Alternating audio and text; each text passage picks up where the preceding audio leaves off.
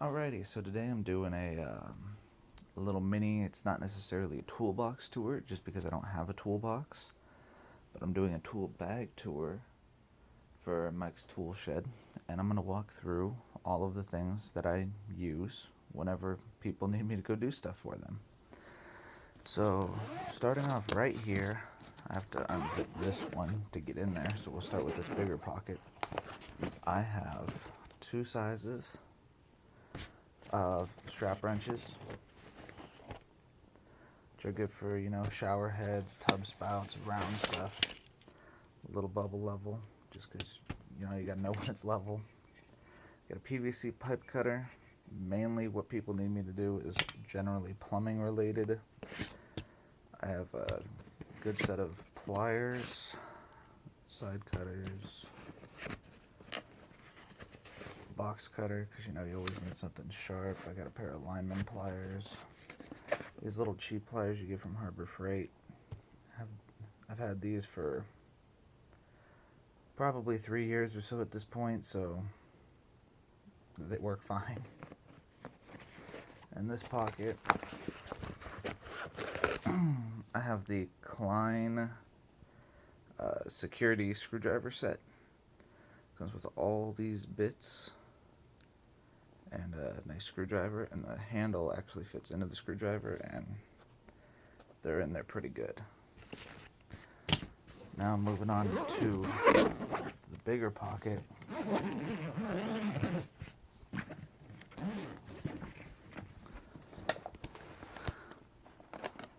Pair of gloves. You always need gloves. I have the Milwaukee vice grips that I can put a screwdriver through and crank down if I need to. I have the smaller pair right there. Then right here, I have the metric and standard of the Tecton. The ball end Allen keys. Those are pretty handy to have. I also keep a half-inch pipe die with me, just because I'm in San Diego and we have pretty freaking hard water from time to time. A pair of gloves, and actually I had to make this up because it didn't come with them. But this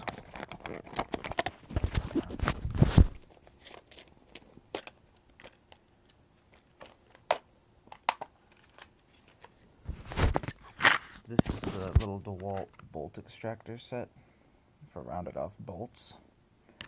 And I actually, when I got this, I ran a lag bolt into a piece of wood, and I took a file to it and rounded it off completely, and those were able to pull it out, so pretty good. Odie Great White Pipe Joint Compound. I've had a couple of different ones, used a few. This is what I like. Amazon has a pretty good price on it, so it's good stuff. This is a little security bit set that I keep with me, and the reason I got this before I got the Klein, and I'll show you why I got the Klein. You see how some of these holes aren't drilled center? Well, that means absolutely nothing when there is a security screw, especially this that T27 right there. He's way off, so that's why I got the Klein. So this is at Harbor Freight and online for like $8 or so.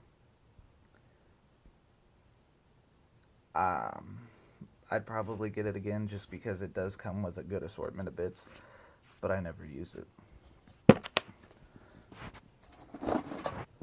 Keep a little 1/4-inch drive socket set with me, with one of the little nut spinners and an extension and just a couple of different sizes. Most of the stuff I'm doing for people, I never need to go above 9/16, so it's a pretty good little set. Back over to the bag. Sawzall blades, you always need those. And then here, this is a set that I've kind of customized throughout having it. I have one of the Irwin double end bits there. A little frustrating to use in an impact driver because it's actually just under a 1/4 inch, so it will bind in there and you'll have to put it in a vise or grab it with vice grips or channel locks and crank it in reverse to get it out. I've got a square one that I had to buy separately, square to T20, T25, T30, another Irwin double-ended one, Phillips 1, Phillips 2. I have the GRK Torx bits. I bought more nut drivers to go with this just because I needed bigger sizes. So this has been kind of, I've taken things out and put things in. It came with like 5 of those flathead bits, and I never need the flathead bits, so I left one in there. You have a little 1/2 inch drill bit set. This one's good for making holes in wood. It'll do mild steel. You know, I've broken a couple of the smaller ones just because they come with extras and they're really small and always break. And then this is the Pilot Point Cobalt set.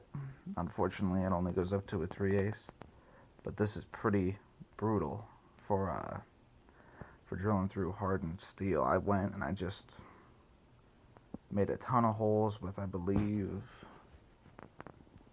think it was the 1/4 inch, and you can actually tell that it looks just fine. You know, there's nothing wrong with it, and that's after making it do like 12 holes in a minute through steel. So they hold in pretty good. You got a couple of your basic screwdrivers, you know, 2 Phillips, 2 flatheads. I got an extra Phillips head just in case. I keep a little disposal wrench with me because in spite of not owning a garbage disposal, I have replaced 6 of them. So, you know, that goes a little saw for when you got to cut off toilet bolts or whatever and make them flush. Little cat's paw pry bar, just because you never know when you got to pry something over into place. Silver Sharpie for marking on like ABS and such, just because I like to be able to see where my lines are. I got the channel lock snap ring pliers, which are pretty good. They work infinitely better than the Harbor Freight ones that I made do with for years until I tried these at work, and these are a lot better. They're reversible.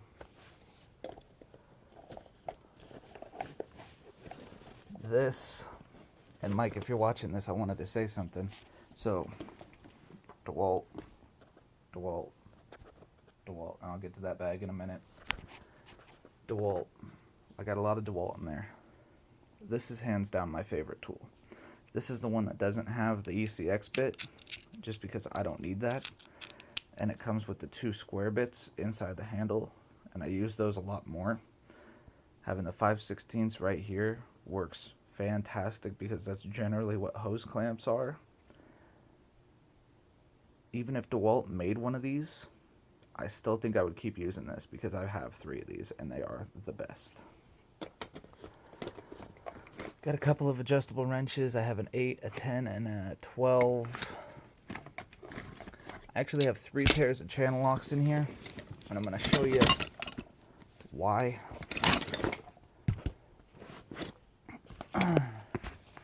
So I have a curved jaw pair, I have a flat jaw pair, and then I have this DeWalt Knipex, Knipex style knockoff one. However it's pronounced, I don't really care. I've heard multiple people say it multiple ways, so either way. I keep this piece of brass tubing with me because this fits over the bolts that hold down sinks. So instead of sitting under there for 20 minutes spinning it up and then getting the base and wrench on it, I can slide this on up against the little cross piece and tighten it down, and it'll be rock solid in a matter of seconds. Just a couple of little impact bit extensions because, you know, sometimes they're in hard to reach spots. So I got those. I got a pair of Crescent end nippers. Again, just cutting down things that are too long, or if I need to grab something and pry it and I can't get anything else in there, that's what these are good for. And then This is invaluable. Just a little basin wrench, just because, you know, when you're under a sink and your arm is up like this and then like this, you can't grab on too well. Well, this grabs on just fine like that. It actually works in the same style as a pipe wrench, which is fantastic. Pair of tin snips, just because, you know, you need tin snips at one point or another. And a 30-foot tape measure I keep clipped onto the side of the bag right there. Keeps everything nice and neat. And now we're going over to my little electrical bag, because generally when people call me out, they need me to do either some minor plumbing or some minor electrical. So I have the little Wago lever nuts, which I really like, and you can see I've used up almost all of the little 2 connector ones. Still have a bunch of the 3s, and I still have all the 5s. It comes in this nice little Plano case when you buy it off Amazon. It's really good. I've used it in a situation where I couldn't find out how to turn the power off and I needed to make a connection. So with this, you're actually able to hold the insulated part of the wire and make the connection real quick and not get shocked. Disclaimer, do not do that, because it's a stupid thing to do, and always turn off the power. But yeah, I like these. Miscellaneous bags of switches, nuts, you know, 832s, washers, longer bolts, you know, just general hardware that I may need. I got the cutter for larger wire that, honestly, this one sucks. I need to get the Channel Lock brand one, but I don't use them enough to warrant that. I like this, except for one thing. This crimper here is in a terrible spot for actually trying to crimp anything. This is nice. These are nice. This part here is garbage, and I do like the little non-contact. Let's see. The little non-contact on the end of it makes it pretty good. Got a little saw, mainly for cutting down bolts and stuff that one won't do in the handle. Pack of wire nuts. Miscellaneous wire. You got a pair of strippers. These actually work pretty well. I got them because they were on sale on Amazon for like 12 something. So I grabbed them, and you can even move. I forget how exactly it works, but this one moves up. You undo that screw, and it'll help you do smaller wire. Focus. This will help you do smaller wire when you need to. I got a headlamp because it's always dark, and another one of those small. These guys actually escaped. They're going back into this bag. I got a Coast headlamp. This is what I like. It uses, you know, 3 AAAs. It's pretty bright. This one actually got wet, so it looks like he's on his way out, but I'll show you another pair. They're actually quite bright. Little pair of wire strippers. I keep this piece of crap just because the crimpers up here are in a nice spot to actually crimp with. An outlet, an end. One of these, just because my friend gave it to me, and it's one of those like 11-in-1 bits where you have flatheads, you have squares, also known as Robertsons. You have a couple of Torx. You know, it's nice for really light use. Got electrical tape, got a tiny pair of pliers. And, yeah, I got a Coast flashlight for focus. Taking a look around, you know. A stud finder that I paid entirely too much for. Gives too many false positives, but I don't know. We'll head over here real quick. That's the dog. Here is another one of those Coast headlamps. And as you can see, it is infinitely brighter than that one is. I think I just kind of fucked that one over where I got it wet. All my DeWalt power tools. And then this is the stud finder that I really like.